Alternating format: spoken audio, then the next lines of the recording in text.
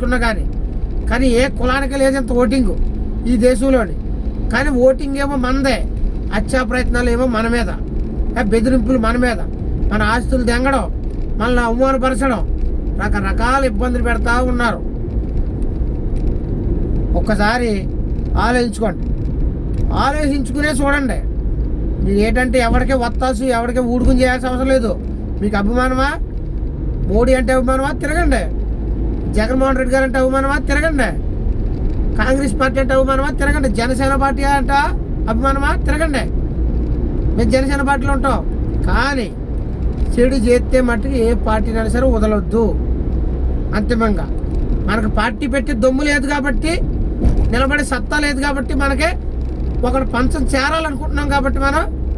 కానీ చేరినా కానీ మీరు నిలబడి మాట్లాడండి. ఇదేంటి, ఇది కరెక్ట్ కాదు.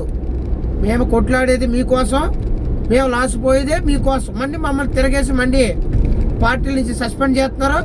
పార్టీలోకి మా పార్టీకి అతను బోరుగడ్డ అనిల్ గారిని నిలవాడుకుంది వైఎస్ఆర్ ప్రభుత్వం. ఈ బోరుగడ్డ అనిల్ గారిని అలాగే వాడికి దెంగి విపరీతంగా ఆడికి హైప్ చూపించి వాళ్ళ మీద కుదిరి ఇలాంటి 200 రోజులు జైల్లో ఉంటే పరామర్శకు కూడా లేడు. ఎందుకంటే ఆడి కోసం పరామర్శకు వెళ్ళడం. ఆడు జాతీయ నాయకుడు కాదు కాబట్టి జగన్మోహన్ రెడ్డి. పిన్నెల రామకృష్ణారెడ్డి ఉన్నాడు, హెలికాప్టర్ వేసుకుని వెళ్ళాడు. పిన్నెల రామకృష్ణారెడ్డిని కనీసం వారం 10 రోజులు జైల్లో పెట్టగలిగారు. వీడికి 250 రోజులు బెయిల్ ఇవ్వలేదు. అదే జగన్మోహన్ రెడ్డి 4 సంవత్సరాలు ఏకంగా కోడికత్తి 4 సంవత్సరాల దాకా బెయిల్ ఇవ్వలేదు అతను. ఒక రెడ్డిని జైల్లో పెడితే 6 రోజులకే లేవు, 6 రోజులకే బెయిల్. ఒక సోదరుని జైల్లో పెడుతుంటే 2 రోజులకే బెయిల్. ఒక రాజుని పెడుతుంటే 2 రోజులకి 6 రోజులకే బెయిల్. ఏ కులాన్ని జైల్లో పెట్టినా అవినీతి పరంగా మర్డర్ మానభంగాలు చేసిన వాళ్ళు వారం 10 రోజులకే బెయిల్ వస్తుంది. ఇక్కడ ఎస్సీ ఎస్టీ బీసీ మైనారిటీ సోదరులకు మాత్రమే ఈ దేశంలో సంవత్సరాల తరబడి బెయిల్ రాకోకుండా వీళ్ళని అడ్డు పడతానే ఉన్నారు. ఈ లాయర్లు అయినా సరే, ఈ పోలీసు వ్యవస్థలు అయినా సరే, ఈ రాజకీయ నాయకులైనా సరే.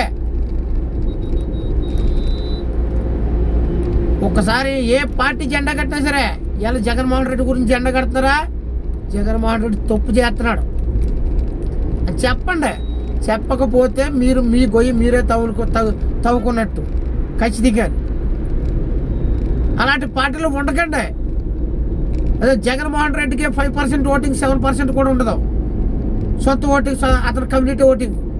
అలాంటి అతను మీరు ముఖ్యమంత్రిగా నెత్తిపెట్టుకున్నప్పుడు మిమ్మల్ని నెత్తిపెట్టుకోవాలి. అతను మిమ్మల్ని అడ్డెట్టుకుని గంజాయికి బారిసం చేసి హత్యా ప్రయత్నాలు చేయించి హత్యా రాజకీయాల్లో మనల్ని ముంచి అతను 1000 కోట్లు సంపాదించుకుని ఇలా లగ్జరీ లైఫ్ 100 మందిని సెక్యూరిటీ గార్డుల కింద పెట్టుకుని అతను లగ్జరీ లైఫ్ అనుభవిస్తున్నాడు. ఆ సేమ్ టైం మేము జనసేన పార్టీలో ఉన్నాం. ఒరే ఇన్ని సోర్లు చెప్తున్నా నువ్వే పార్టీలు ఉన్నవారు అంటారేమో. మేము జనసేన పార్టీలో ఉన్నాం. మాకు జనసేన పార్టీ నాయకుడు అన్నతను కాపు. మేము కాపు క్యాస్ట్. అతను ఏ క్యాస్ట్ అన్నది మాకు తెలియదు. అతను నీతిమంతుడు, నిజాయితీమంతుడనే మేము ఆ పార్టీలో ఉన్నాం. అతను అది గతి తప్పి మతి లేని రాజకీయం చేస్తున్నాడు. మేము ఖచ్చితంగా బయటకు వస్తాం. అర్థమవుతుంది. మేము మీకులాగా హత్యా ప్రయత్నాలు చేస్తున్నాం, డోర్ డెలివరీ చేసిన దాంట్లోనో, లేదంటే 14,000కి 40,000 కోట్లు తీసుకున్న నాయకుడి పార్టీలోనూ మేము లేము.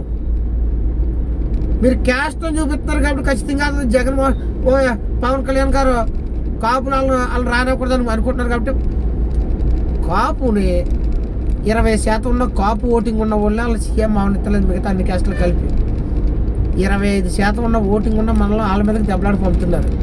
చూసుకోండి, ఇక్కడ గమనించండి. చంద్రబాబు నాయుడికి 7% ఉంది. ఇక్కడ ఓటింగ్ ఉన్నదల్లా కాపులకి, ఎస్సీలకి.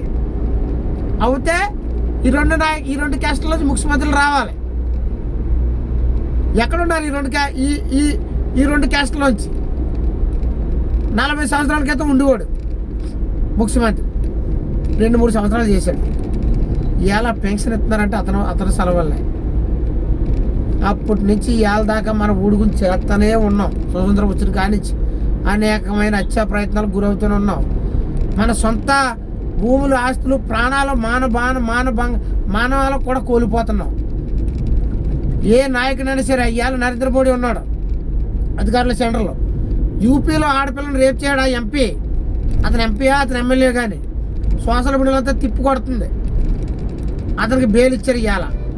అది ఇవాళ ఒక దళితుడు ఒక అమ్మాయిని రేప్ చేసి జైల్లోకి వెళ్తాడు, బయటకు వస్తాడా? అక్కడ ఎన్కౌంటర్ షూటర్లు వస్తారు మన కోసం, మనల్ని చంపడానికే, కాల్చడానికే, తలకాయలు నరకడానికనే.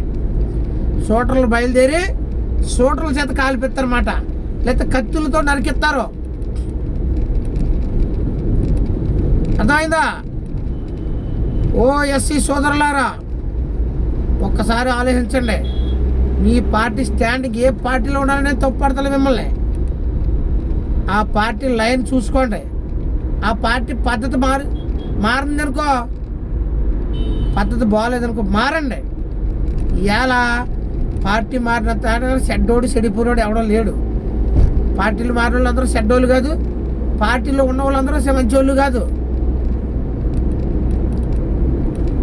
ఇక్కడ ఏ కమ్యూనిటీ లాస్ పోతుంది. ఇలా కాపులు ఎత్తిమెత్తుకుని తిరుగుదామని ఏమి కాదు. వాళ్ళకి అయిపోతున్నాం, వాళ్ళ పార్టీలో తిరుగుతున్నాం. వాళ్ళు దాన్ని పోగేసిన వాళ్ళు అనుకున్న లక్ష్యం చేరారనుకో, మంచిది సాగుతాం. ఇవాళ జగన్మోహన్ రెడ్డి గారు చూశారు ముఖ్యమంత్రి కింద,